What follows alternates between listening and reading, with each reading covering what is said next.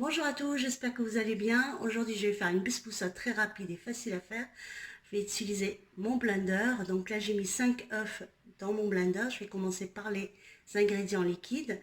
Là, je mets 100 ml d'huile, donc végétale.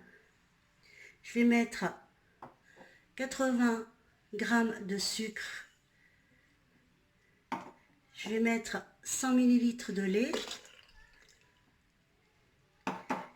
Je vais mettre à peu près 6 cuillères, je les ai comptées, de noix de coco.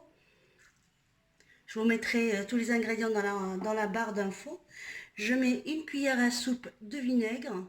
Là, comme je vais la parfumer au vanille, donc j'ai un yaourt à la vanille. Vous prenez le yaourt que vous voulez, c'est nature, c'est un parfum que vous aimez. Vous mettez le parfum que vous aimez dans votre bispoussa. Moi, c'est parce que je vais la parfumer à la vanille que je mets un yaourt à la vanille. Donc là, je mets mon yaourt dedans.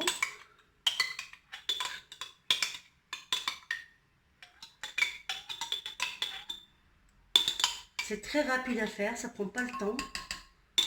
Et en plus, donc une petite pincée de sel, toujours. Une cuillère à soupe de vanille, d'extrait de vanille. Voilà, que je mets dans mon blender. Et là, je vais tout mixer d'abord et après je commencerai à mettre ma farine, enfin, ma semoule, tranquillement. Et je vous retrouve après. Donc une fois que j'ai mixé tous les ingrédients liquides, je vais rajouter donc ma semoule extra fine. Moi j'utilise pour ma bispoussa la semoule extra fine. Donc là j'ai 400 g que je vais mettre tout doucement.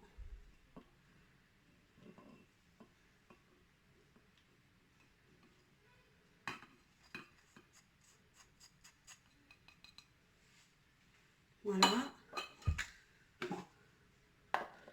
Donc là je referme mon blender et je mixe le tout. Donc là j'ai mis la pâte dans un plat qui va aller au four. Là je vais la mettre à cuire à peu près 35 minutes à 180 degrés et je vous trouve après la cuisson. N'oubliez pas de bien beurrer votre plat ou de mettre un papier cuisson pour pas que ça colle. A tout de suite après la cuisson. Là, ma bispoussa elle est cuite. Donc j'ai fait un sirop avec 80 g de sucre et j'ai mis quelques tranches de citron dedans et j'ai mis à peu près un demi-litre d'eau.